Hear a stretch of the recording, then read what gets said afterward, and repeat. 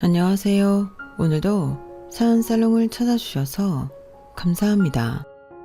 저는 결혼 생활 내내 저를 비참하게 했던 전 남편을 우연히 만나 기회를 놓치지 않고 완벽히 짓밟은 불혹을 앞둔 4성급 호텔 사장입니다. 저는 5년이라는 짧지 않은 시간 동안 최악의 결혼 생활을 했는데요.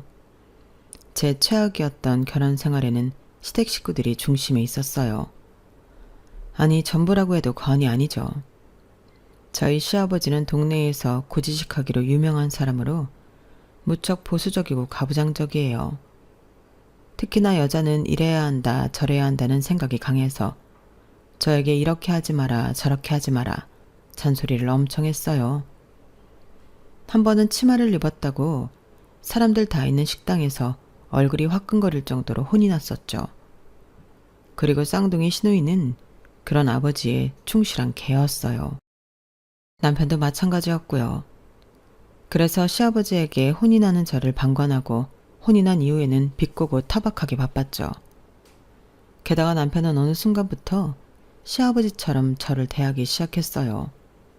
정말 지옥 같은 결혼 생활이었죠. 그래서 결국 합의 이혼을 했어요. 하지만 저에겐 울분과 한이 있었죠. 매일 지옥 같았던 결혼 생활에 대한 악몽을 꿨어요.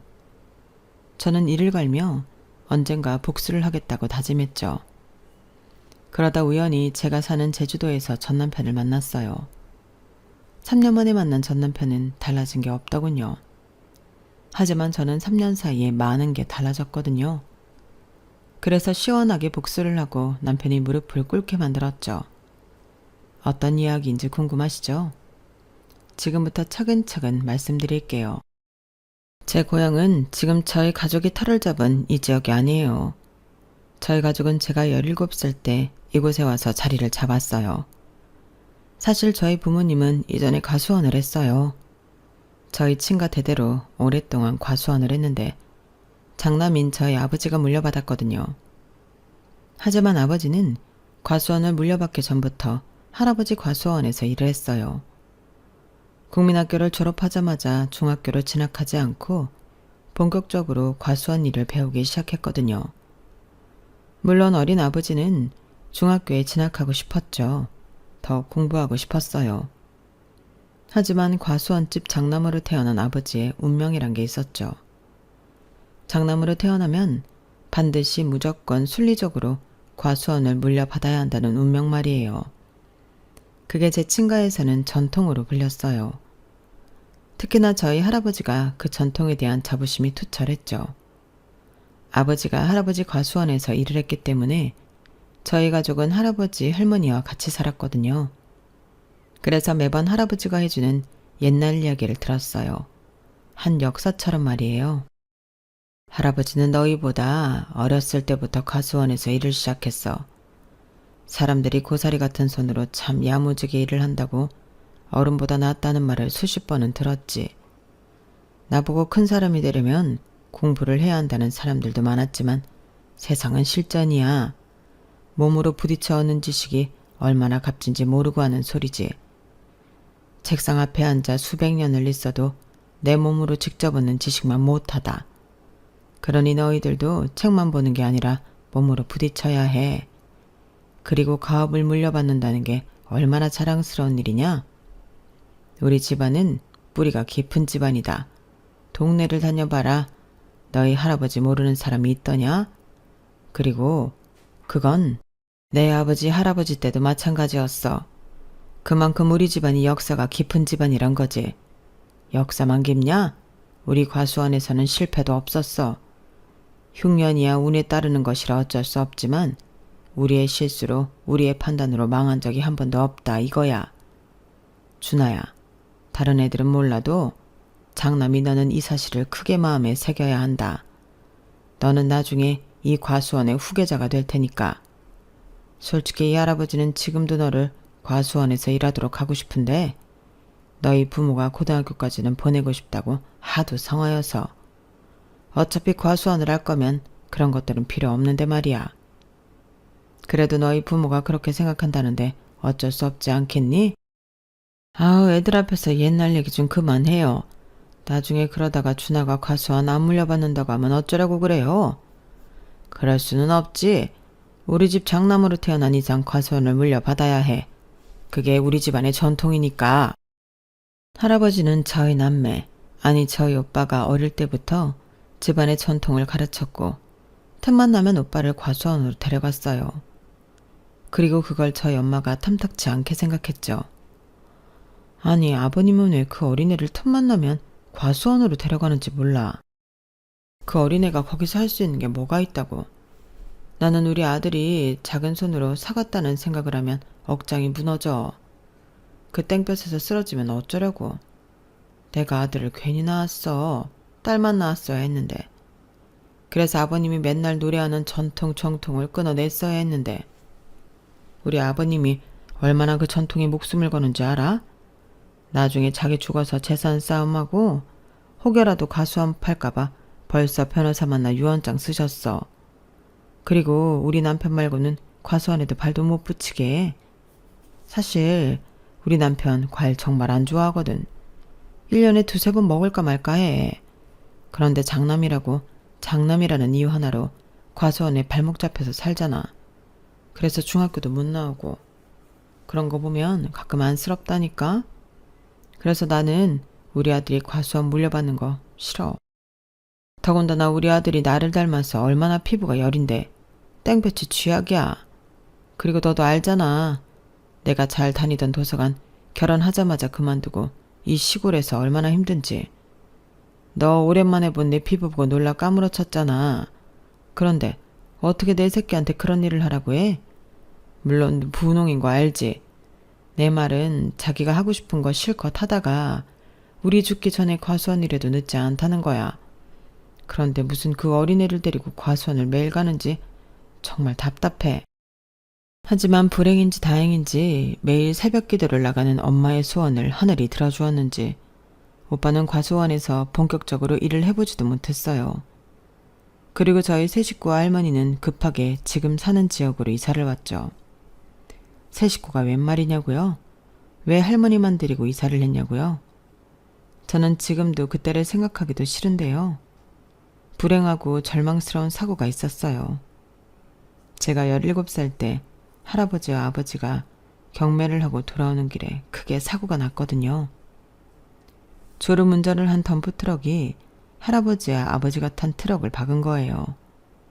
할아버지와 아버지가 탄 트럭이 가드레일을 머머 풀숲에 굴러 떨어졌어요. 그리고 구급차가 오기 전에 그 자리에서 숨을 거두셨죠. 정말 절망스럽다고밖에 할 말이 없었어요.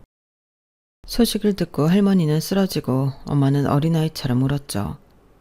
너무 불행하고 비극적인 사고여서 장례식도 제대로 치르지 못했어요. 과수원도 난리가 났죠. 과수원을 운영하고 관리하는 사람은 오직 할아버지와 아버지뿐이었으니까요. 어머니는 몇 달을 혼자 과수원을 살려보려고 애쓰다가 결국 대대로 이어온 과수원을 정리하기로 마음을 먹었어요. 규모가 큰 과수원이고 아버지의 형제가 5이나 되어서 파는 과정에서 가타부타 말이 많았어요. 하지만 아버지 사무실에서 아버지가 돌아가시면 장남인 오빠에게 과수원의 모든 권한을 주겠다는 서류가 발견되었어요. 그래서 큰 싸움으로 번지지 않고 과수원을 팔 수 있었죠. 과수원을 팔고 엄마와 오빠, 저 그리고 할머니는 엄마의 고향으로 갔어요. 이모의 집으로 들어갔죠. 엄마는 그날부터 부동산을 돌아다녔어요. 그러더니 과수원을 판 돈과 아버지의 보험금과 합의금, 그리고 쌈짓돈을 합쳐서 7층짜리 건물을 샀어요. 외곽도 아니고 중심가에 있는 건물이었어요. 1층부터 3층은 상가였고 4층부터 6층까지는 원룸, 꼭대기층은 집이었죠. 저희 식구들은 그 건물 꼭대기에 살게 되었어요. 그리고 엄마는 1층에 편의점을 차려 할머니와 함께 일을 하기 시작했어요. 그리고 오빠는 군입대를 했고 전 방황을 했어요. 2년 동안 비행소녀로 있었죠. 학교를 간다고 하면서 노래방이나 PC방에 가서 시간을 버리기도 했고 나쁜 친구들과 어울려 놀기도 했어요. 당연히 성적은 떨어졌고 어떤 대학도 갈 수 없는 상황이었어요. 하지만 집에서는 그런 저를 방치했죠. 누구도 저를 신경 쓰지 않고 각자의 삶을 살기 바빴어요. 그런데 제가 18살이던 그해 겨울, 할머니가 제 방에 들어왔어요. 우리 연아 공부하니? 왜요? 저녁 알 먹을 거예요. 요새 학교는 재미없어? 그런 걸 갑자기 왜 물어요? 재미없는 것 같아서. 다른 거 하고 싶은 건 없고? 없어요. 아빠 생각 많이 나지? 그게 갑자기 무슨 소리예요? 너희 아빠가 너 태어났을 때 딸이라고 얼마나 예뻐했는지 아니? 아주 품에서 놓지를 않았다. 매일 너 사춘기 오면 어쩌지 그랬는데 결국 그걸 못 보고 갔네. 그래도 하늘에서 보고 있을 거야. 천국에서. 그렇게 생각하지? 몰라요. 요새 학교도 잘 안 가고 공부도 안 한다며. 엊그제 너희 선생님한테서 전화 왔더라. 너희 엄마가 그 전화를 받고 어찌나 울던지. 할머니 마음이 엄청 아팠어. 연아야, 학교 안 다니고 싶으면 안 다녀도 돼. 공부하기 싫으면 안 하면 되고. 거기에 네 뜻이 있다면 그렇게 하면 돼. 하지만 아무런 이유 없이 행동하는 건 시간 낭비야. 나중에 할머니처럼 늙어서 후회해봤자 소용이 없어요. 그리고 네가 이게 맞는 건지 틀린 건지 모르겠을 때는 너를 사랑하는 부모님을 생각하면 된단다. 네가 이렇게 해서 부모님이 가슴 아픈 일은 하면 안 되는 거야. 알겠지? 할머니는 그런 말을 하고 방을 나가셨고 저는 그날 펑펑 울었어요. 그리고 다음 날부터 공부를 시작했어요. 어울려 놀던 질 나쁜 친구들과 놀지 않고 밥 먹고 공부하고 밥 먹고 공부하기를 반복했죠. 그 결과 저는 좋은 대학에 합격했어요. 그리고 대학교를 다니며 1등을 놓친 적이 없었죠. 그렇게 저는 졸업을 하기도 전에 화장품 회사의 마케팅 부서로 입사했어요. 그리고 입사 6년 차, 30이 된 해에 팀장이 되었죠. 다들 어린 나이에 팀장이 되면 부담스럽다고 하는데 저는 프로젝트의 리더가 된 것이 기분이 좋았어요. 그리고 그 프로젝트를 성공적으로 끝냈죠. 그동안 쉼없이 달려왔기 때문에 저는 저에게 휴식의 시간을 주고 싶었어요. 그래서 오랜 친구를 만났죠. 그 친구는 고등학교 동창으로 저의 공부를 도와줬던 은인이에요. 프로젝트가 잘 끝나서 다행이네. 너 그것 때문에 꽤 고생했잖아. 잘했어. 끝나고 나니까 너무 후련해. 그래서 맛있는 거 먹자고 불렀지. 오늘 고기 맛있었지? 맛있더라. 네 덕분에 비싼 고기도 먹고 내가 횡재했네. 그럼 우리 이제 술이나 마시러 갈까? 그러자. 내가 잘 아는 데 있어. 거기로 갈까? 어? 왜? 아니, 아는 사람인 것 같아서. 야, 박승준. 선배. 여기는 어쩐 일이세요? 여기 젊은 사람들만 오는 데인데. 짜식이 기어오르기는. 너랑 나랑 1살 차이밖에 안 나거든? 동담이죠. 옆에는 친구분이세요? 그래. 애인 없는 사람끼리 고기 먹고 이제 술 마시러 간다. 그건 피차일반 똑같네요. 저희도 그렇거든요. 아, 소개를 안 했네. 이 친구는 내 고등학교 동창 이연하. 여기는 내 대학 후배 박승준이야. 옆에는? 여긴 제 고등학교 동창 전도민이에요. 군인이고요. 늦게 입대하셨나봐요. 아, 장교예요. 너도 술 한잔 하러 간다고 했지? 이렇게 만난 것도 우연인데 같이 가자, 연아야. 괜찮지? 그렇게 저희 4사람은 술을 마시게 되었고 얼떨결에 다음 날이 주말이어서 계곡도 가게 되었어요. 네가 조수석에 타. 너 멀미하잖아. 게다가 제가 조수석에 앉게 되어서 무척이나 어색했어요. 친구와 친구 후배는 그런 제 속도 모르고 자기들끼리 이야기를 했죠. 저는 어색한 분위기는 못 참는 편이라 이것저것 물었어요. 다행히 제 말을 잘 받아주더군요. 운전도 부드럽게 해서 멀미도 나지 않았고요. 그리고 계곡에서 다 놀고 난 뒤에 저는 가장 마지막에 내렸어요. 그런데 제가 내리려고 할 때 남자가 내일도 보자고 하더라고요. 내일도 시간 괜찮으세요? 내일이요? 내일도 주말이잖아요. 내일도 같이 보자던가요? 아니요, 내일은 둘이 보자고요. 왜요? 궁금한 게 많아서? 저는 일단 알겠다고 하고 집으로 가서 서둘러 친구에게 전화했어요. 오, 생각보다 진도가 빠르네? 군인이라 그런가? 그게 무슨 소리야? 그때 처음 보고 나서 너 마음에 든다고 했대. 그래서 다리 좀 놔달라고 부탁하더라고.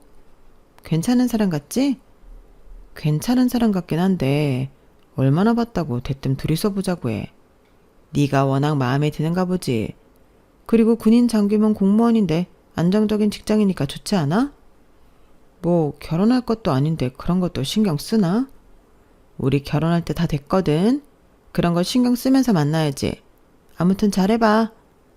그리고 저는 몇 주 남자를 지켜봤고 적극적인 모습의 연애를 시작했어요. 남자친구가 된 그 사람은 연애를 할 때도 참 적극적이었어요. 열정이 넘쳤죠. 이제껏 제가 만나본 사람들 중 가장 저에게 헌신적이었어요. 그래서 연애한 지 8개월 만에 결혼을 하게 되었어요. 남자친구가 청혼을 했죠. 물론 처음엔 저도 급하다고 생각했어요. 불같은 사랑이 식는 것도 한순간이라는 것도 알았고요. 아니요, 솔직히 말하면 몰랐어요. 주변에서 제 결혼 소식을 듣고 급하게 하면 되던 것도 안 된다며 말렸지만 아까도 말씀드렸잖아요. 저에게 이렇게까지 헌신적이었던 남자가 없다고요. 저는 이런 남자는 다시 못 만날 거라고 생각했어요. 하늘이 주신 기회라고 생각했죠. 매일 밤 잠들기 직전에 남자친구와 살림을 차리는 상상을 했어요.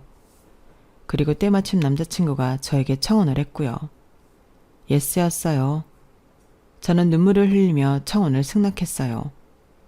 하지만 결혼식을 올리고 신혼여행을 다녀온 뒤에 남편은 본색을 드러냈죠. 나는 이제 너희들처럼 진급하려고 아등바등 살지 않을 거야. 그러지 않아도 된다고. 너희 내 결혼식 때 우리 장모님한테 인사드렸지? 안 드린 사람 있으면 아마 평생 후회할 거다.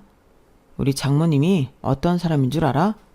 저기 번화가 사거리에 있는 7층짜리 건물 주인이야. 거기에 편의점도 있고 병원도 있고 약국도 있고 원룸도 있고 없는 것 빼고 다 있는 거 알지?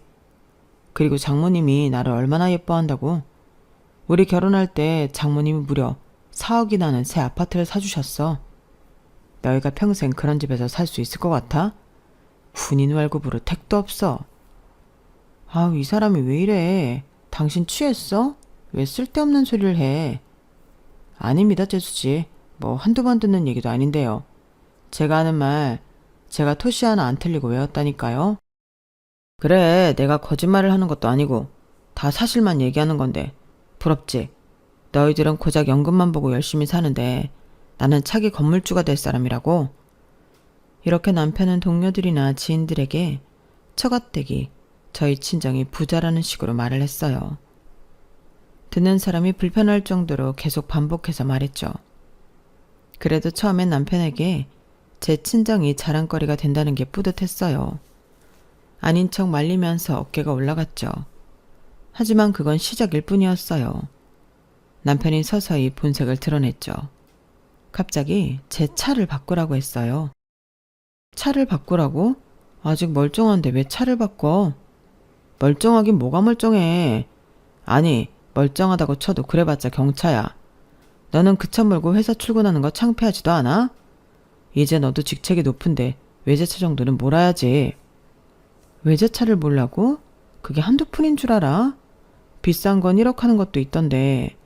나는 지금 차 괜찮아. 고작 출퇴근만 하는데 이 정도면 됐지, 안 그래? 출퇴근만 하는데 비싼 거 몰아봤자 의미 있어? 그런 것도 다 돈 낭비야. 우리 애 가질 거 생각하면 지금부터 아껴야지. 너는 태어나지도 않은 애 걱정을 하면서 내 얼굴은 내 체면은 생각도 안 하냐? 누가 보면 욕해. 장교 와이프가 경차 mon다고 하면 욕한다고. 뭐 저번에 보니까 다른 와이프들도 경차 타던데? 너 가장이 말을 하는데 어딜 꼬박꼬박 말대꾸야. 내가 바꾸라고 하면 바꾸는 거야. 내가 알아본 차가 있으니까 장모님한테 연락해. 우리 엄마는 왜? 우리가 차 바꾸는데. 자기 지금 대체 무슨 말을 하는 거야? 넌 참. 그런 눈치로 어떻게 회사를 다니는지 모르겠다. 장모님한테 너 차 바꾸고 싶다고 은근슬쩍 말해보라고. 그럼 바꿔주실 거 아니야. 그걸 우리 엄마가 왜 바꿔줘? 나는 자기가 바꿔주는 건 줄 알았는데. 군인 월급에 그럴 돈이 어딨어?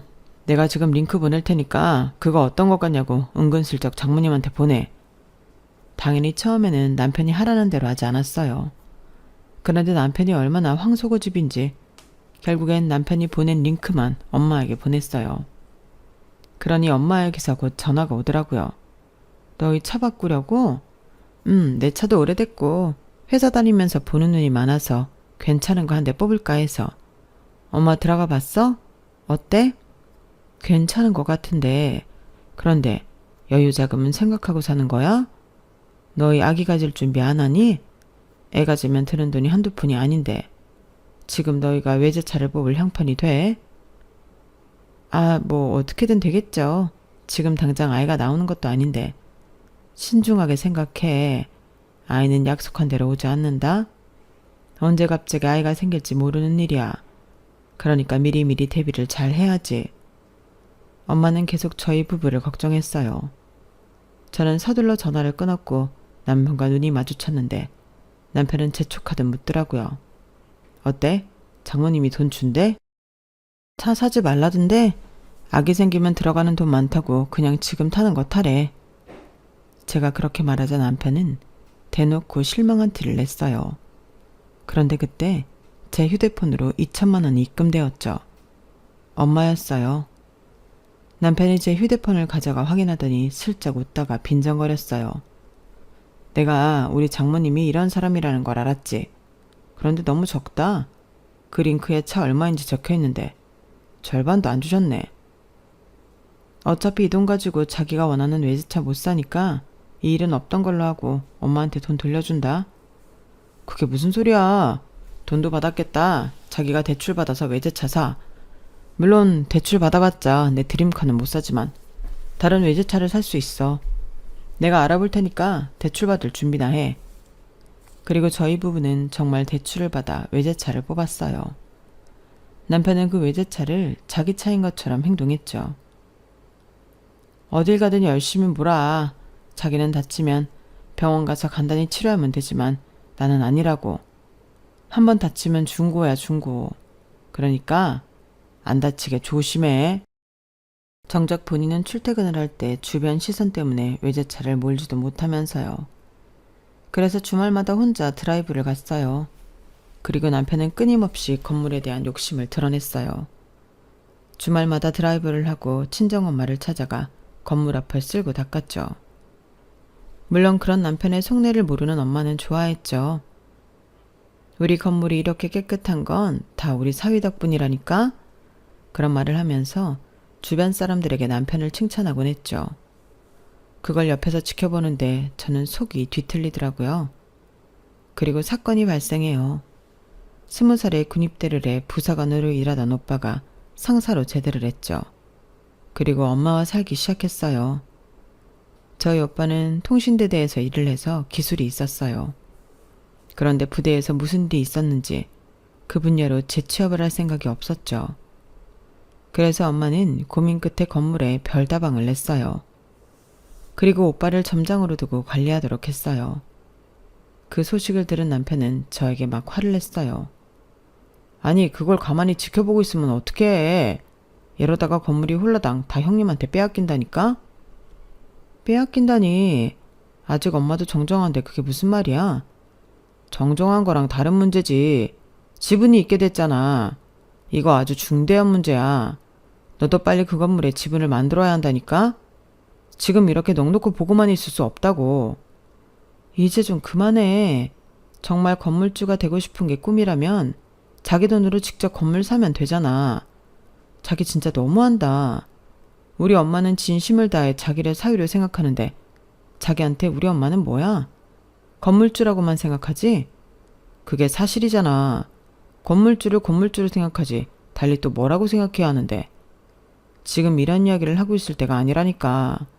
지금 눈앞에서 7층짜리 건물이 왔다 갔다 하는데 너무 아니란 것 아니야? 계속되는 말다툼에 저는 남편과 대화하기를 포기했어요. 그러자 남편은 자기 방식대로 지분을 얻기 위해 더 자주 저희 엄마를 찾아가더라고요. 열심히 건물을 쓸고 닦으면서 저희 오빠를 시기하는 것 같았어요. 그리고 그 이야기는 시댁에까지 들어가서 저는 시댁에 호출되었죠. 너희 오빠가 제대했다는 소식은 들었다. 그런데 그 나이 먹고서 제대로 취업도 안 하고 안싸돈이 차려준 카페에서 일을 하고 있다며? 네, 부대에서 무슨 일이 있었는지 그쪽으로 취업하려고 하지 않더라고요. 그래서 저희 엄마가 고민한 끝에 카페 차려주셨어요. 지금은 손에 익었는지 아주 잘해요. 저희 엄마도 한시름 났죠. 그게 어떻게 한시름 놓은 거냐? 더 걱정시키는 일이지. 남자란 자고로 누구에게도 도움을 받아서는 안 돼. 그렇게 해서 어디 장가는 가겠냐? 어떤 여자가 믿고 시집을 오겠어? 정 카페 가고 싶으면 본인이 알아서 차려야지. 한심하다 한심해. 그 나이에 자기 엄마한테 손을 벌리다니. 손을 벌린 건 아니고요. 저희 엄마가 차리기만 했지 관리는 다 오빠가 해요. 그리고 자리 잡으면 월세도 내겠다고 했고요. 아무튼 지금은 아니잖아. 그나저나 너 도민의 말대로 따박따박 말대꾸를 하는구나? 그렇게 들리셨다면 죄송해요. 여자 목소리가 담장을 넘으면 재수가 없다는 말도 모르냐? 다음부터는 조심하거라. 요새는 말이야. 그런 추억 같은 옛말도 모르고 목소리 높이는 여자들이 많아졌어. 폭 달아나는 것도 모르고 말이야. 앞으로 나한테뿐만 아니라 도민이한테도 따박따박 말대꾸하지 말고. 네, 서방님 알겠습니다. 그러란 말이야. 아주 너는 신부 수업부터 들어야겠어. 조신하고 참한 며느리가 되어야지. 저번 일도 그래. 어디 치마를 입고 밖을 돌아다녀? 어디 여자가 다리를 내보이냔 말이야. 맞아. 화장도 그렇고 네가 무슨 연예인이야? 앞으로 내 앞에서 화장하는 꼴 보이기만 해봐라. 아주 내쫓아버릴 줄 알아. 아버지, 그런 말씀은 나중에 하시고 건물 이야기부터. 아 그래. 너희대로 괜찮겠니? 이러다 도민이 말대로 건물 다 오빠 차지가 된다. 우리가 왜 너희 식구들이랑 가족이 되었는데 그 7층짜리 건물 그거 하나만 보고 너랑 결혼시킨 거다. 원래 도민이는 짝이 있었어. 훌륭한 교수 처자를 내가 며느리로 점찍어 놨었다고. 그러니 너는 반드시 그 건물을 우리 집안에 가져와야 한다. 그것도 아니면 일 그만두든지. 내가 누누이 말했지? 일 그만두라고. 집에서 살림이나 똑바로 하라고. 여자가 일에 너무 욕심부리면 안 되는 거야. 어차피 애 낳고 애 키우고 하면 그만둘 건데 너무 비효율적이라고 생각 안 하니? 그때 애 하나 하늘로 보낸 것도 다 네가 욕심부리는 통에 그렇게 된 것 아니냐. 네가 내 말 듣고 제때 일을 그만두고 집에만 있었어도 애가 그렇게 되진 않았을 거다. 너 대학 나왔다고 유세 부리는 거지? 이봐. 그래서 애초에 여자는 대학을 나오면 안 된다니까. 저는 친오빠가 저희 엄마 건물에서 일을 한다는 이유로 말도 안 되는 폭언을 들어야 했어요. 시아버지 말 한마디가 제 가슴에 빗으로 꽂혔죠. 저는 더 독하게 일에 몰두했어요. 매일 야근을 하고 들어왔죠. 회사 사람들이 저에게 무슨 일 있냐고 물을 정도였어요. 하지만 저는 계속 승진해서 누락되었어요. 이유를 알 수 없었어요. 저보다 성과도 별로 내지 않았던 후배가 저 대신 승진했죠. 그걸 남편이 어떻게 알았는지 알고 저에게 비아냥거렸어요. 시댁 식구들도 마찬가지였죠. 봐, 여자는 딱 거기까지라니까. 다 네가 결혼하고 애 낳을 걸 생각해서 높은 자리를 안 주는 거다. 그러니 포기해. 포기하고 살림이나 똑바로 하라고. 저는 지고 싶지 않았어요. 그런데 불행은 한꺼번에 온다고 엄마가 대장암 말기 판정을 받았죠. 엄마는 덤덤했어요. 그리고 치료를 받지 않으셨죠. 그러다 결국 편의점에서 쓰러져 돌아가셨어요. 저는 절망스러웠어요. 상황이 너무 제 뜻대로 흘러가지 않았죠. 그리고 엄마 장례식에 시댁 식구들이 왔는데 아주 제 속을 뒤집어 놓더라고요. 별로 맛있진 않네. 그러게요. 좀 쉬운 것 같은데. 너는 제대로 알아보고 정한 거니? 이러면 마지막 가는 길에도 너희 엄마 욕먹는 거야. 그러면 편히 눈을 감겠니? 식사하시고 가세요. 저는 손님 받아야 해서. 그건 그렇고 유산은 어떻게 됐어? 그 건물 반으로 나누는 거야? 저는 시아버지의 물음에 대답을 피하고 싶었어요. 그래서 자리에서 일어나는데 시아버지가 호통을 쳤어요. 이놈, 어디 어른이 말을 하는데 자리에서 일어나? 시아버지의 호령에 주위 사람들이 모두 저희를 쳐다봤어요. 저는 은근슬쩍 짜증을 냈죠. 건물은 저희 오빠가 가져갈 거예요. 카페도 하고 있고 편의점도 오빠가 관리할 거예요. 건물에 대해서는 오빠가 저보다 더 잘 아니까 별 수 있어요. 제가 말하자 시아버지는 기가 차다는 듯이 웃었고 남편은 믿을 수 없다는 표정을 지었어요. 정말이야? 그게 정말이냐고. 내가 이렇게 될 줄 알았다. 그러니 내가 진작 지분을 만들어 놓으라고 했지? 법적으로 효력이 있는 문서가 있는 거야? 자기야, 말을 해봐. 법적으로 효력이 있든 없든 저희 남매는 그렇게 하기로 했어요. 엄마의 뜻을 따르기로 했다고요. 고작 그런 일로 형제 애를 무너뜨릴 순 없잖아요. 형제는 무슨 형제? 네 엄마의 결정을 듣고 내 오빠가 단 1원도 나누지 않았단 소리야?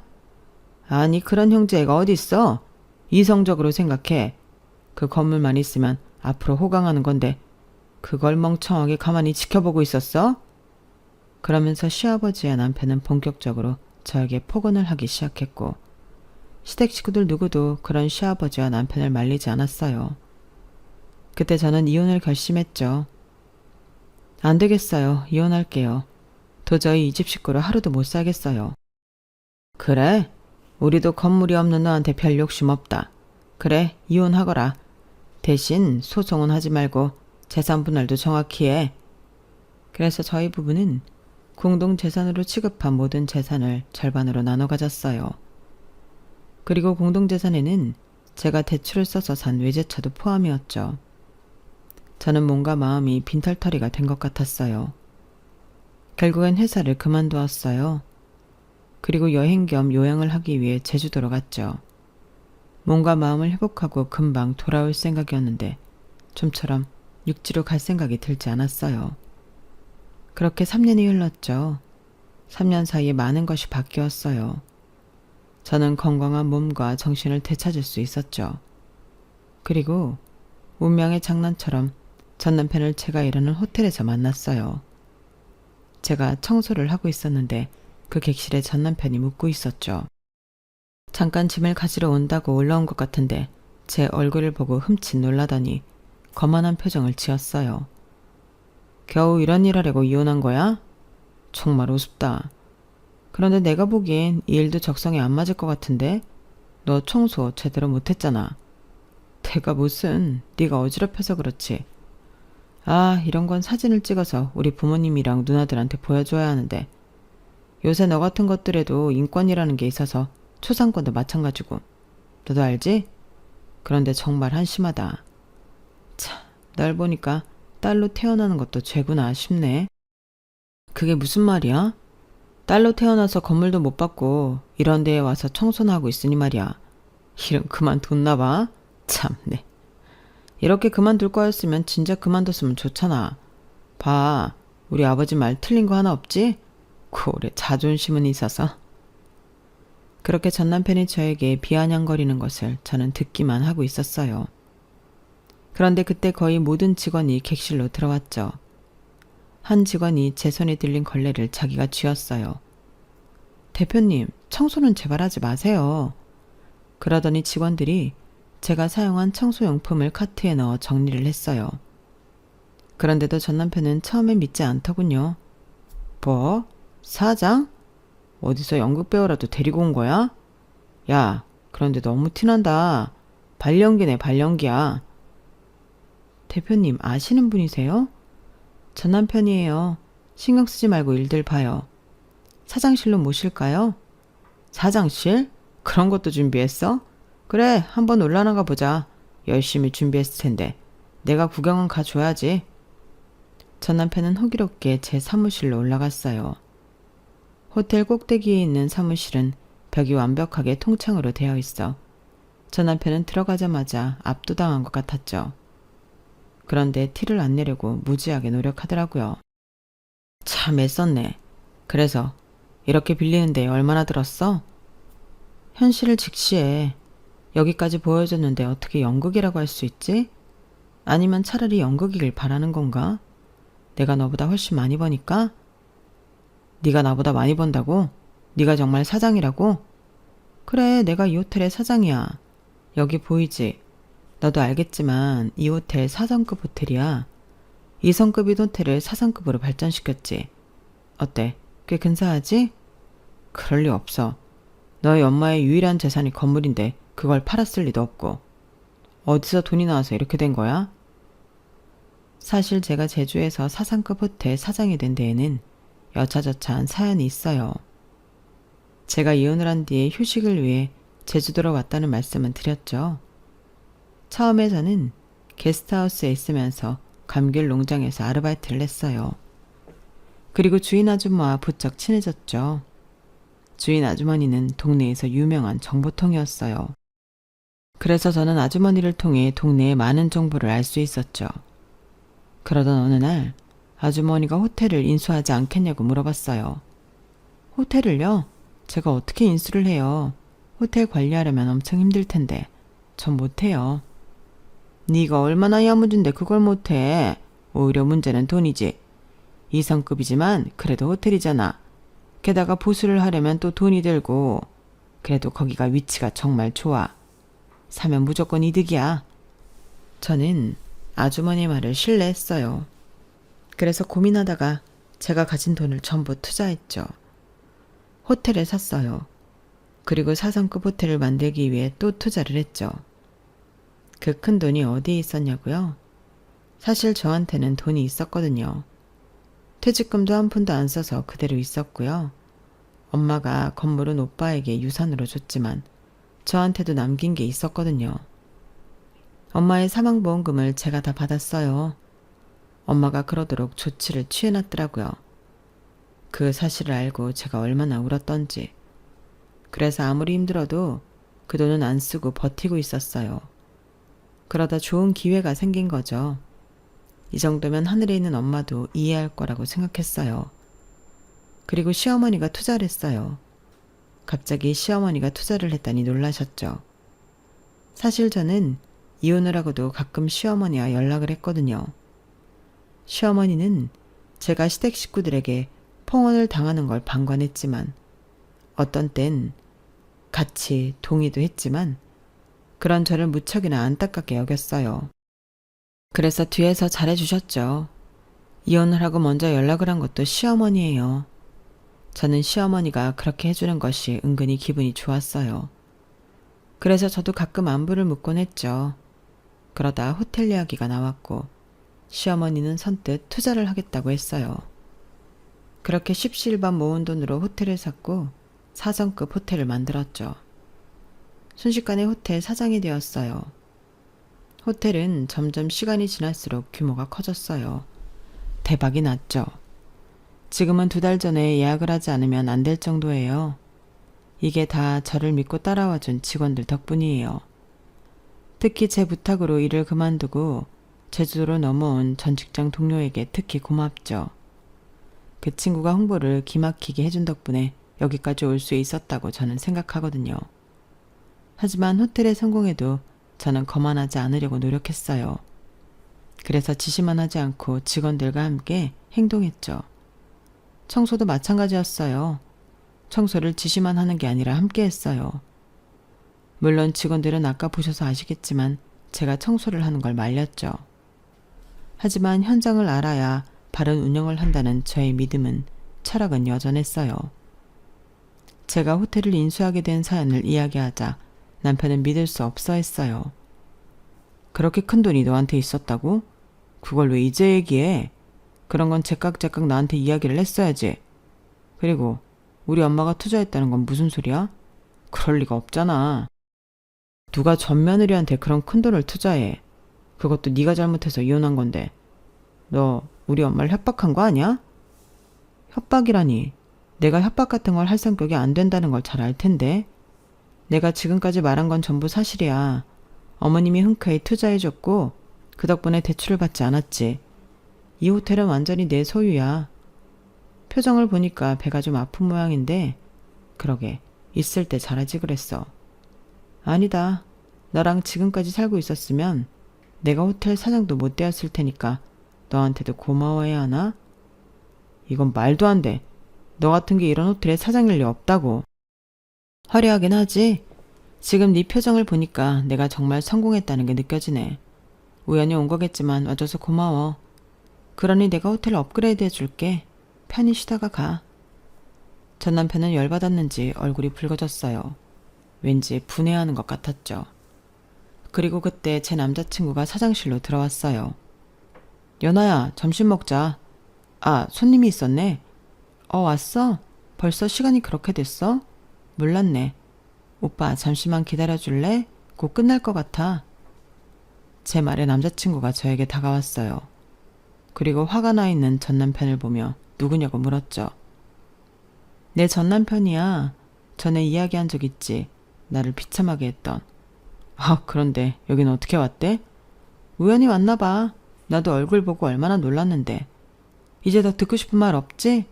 우리 점심 먹어야 하니까 돌아가줬으면 좋겠는데? 그런데 우리 초면이 아니지 않나요? 어디서 만난 적 있어? 흔하게 생긴 얼굴은 아닌데. 남자친구는 전 남편의 얼굴을 보며 곰곰이 생각하는 듯 했어요. 그리고 전 남편이 남자친구의 얼굴을 받고 새하얗게 질렸죠. 아, 맞네. 저희 어제 만났죠? 술 많이 드신 것 같은데 속은 괜찮으세요? 어제 만났다고? 내가 어제 접촉사고 있었다고 했잖아. 호텔 앞에서. 그래서 방금 술이 맡기고 오는 길인데 어제 이분이랑 부딪힌 거거든. 뭐? 설마 너 또 음주운전한 거야? 결혼 생활할 때도 가끔 그러더니 더 습관인 모양이다. 군인이 그래도 돼? 말도 안 돼. 네가 어떻게 포르쉐를 모는 남자를 만날 수가 있어. 이봐요. 그 차 자차 맞아요? 할부 때린 거죠? 자차 맞는데요. 일시불로 샀습니다. 뭐 불만 있으세요? 열낼 것 없어 자기야. 이 사람 인생에 포르쉐는 꿈도 못 꿔서 그런 거니까 이해해. 그리고 내 남자친구 능력 좋은 사람이야. 이 동네에서 제일 큰 감귤 농장하거든. 거기서 만났어 우리. 정말 웃긴다. 너는 사랑이 그렇게 쉽니? 이혼한 지 얼마나 됐다고 어떻게 벌써 애인을 만들어. 괜히 트집 잡지 마. 똥차 가고 벤츠 온다는데 가만히 놓치고 있어? 덕분에 나는 매일 행복한 하루를 보내고 있어. 어제 포르쉐를 박아서 꽤나 놀랐겠네. 그래도 내 남자친구가 아량이 넓어서 봐준 것 같은데. 그런데 어떻게 해야 하나? 음주운전이라며. 군인이 음주운전하고 그래도 돼? 아, 그리고 내 남자친구도 대령 출신이야. 제대한 지 좀 됐는데. 아, 그러게. 소령이라고 했죠? 제가 근무한 부대에 있다고 들었습니다. 그럼 아직 사령관님 그대로 계시나요? 저를 무척 예뻐하셨는데 그분이 완전 FM이잖아요. 음주운전 사실 알려지면 굉장히 곤란해질 텐데. 어제는 봐주지 않았습니까? 갑자기 왜 이러시는 거예요? 그건 제 여자친구를 비참하게 한 장본인인 걸 몰랐을 때이고요. 지금은 생각이 바뀌었습니다. 신고할게요. 기대하세요. 그렇게 말하자 전 남편은 얼굴이 새하얗게 질린 채로 사장실을 나갔어요. 그리고 남자친구는 정말 전 남편을 음주운전으로 인한 접촉사고로 신고를 했어요. 그리고 합의를 해주지 않았고 부대로 사건이 넘어갔어요. 결국 전 남편은 징계를 받았고 몇 개월 뒤에 제대를 했죠. 그리고 들어보니 전 남편은 시아버지에게도 버림을 받았더라고요. 불명예스럽다며 시아버지가 전 남편을 집에서 내쫓은 거예요. 그리고 그 사실이 분했는지 전 남편이 제 호텔에 찾아와 깽판을 부렸어요. 저는 경찰에 전 남편을 신고했고 불이 나게 달려온 전 시어머니가 뭐라고 하셨는지 아세요? 도민아, 제발 그만해라. 이럴수록 너만 더 망가지고 못나지는 거야. 너의 잘못을 인정해라. 너랑 네 아버지가 그렇게 고리타분하게 구는데 어떤 여자가 버티고 있냐. 너는 연하를 미워할 자격도 없어. 그만해라. 그만하고 이제부터 새로운 인생을 살면 돼. 연하야, 미안하다. 전 남편은 전 시어머니의 말에 아이처럼 울었고 그 뒤로 제 눈앞에 나타나지 않았어요. 그리고 저는 남자친구와 결혼을 약속했어요. 제주도에서 평생을 살기로 약속했죠. 여기까지가 제 사연입니다. 저의 화려한 변신 어떻게 보셨나요? 인생은 정말 롤러코스터 같은 것 같아요. 바닥으로 떨어졌다가 다시 일어나기를 반복하는 게 삶인 것 같아요. 그러니 여러분들도 지금 너무 힘들고 주저앉아 있어도 반드시 일어날 겁니다. 그럼 다들 오늘도 좋은 하루 되세요.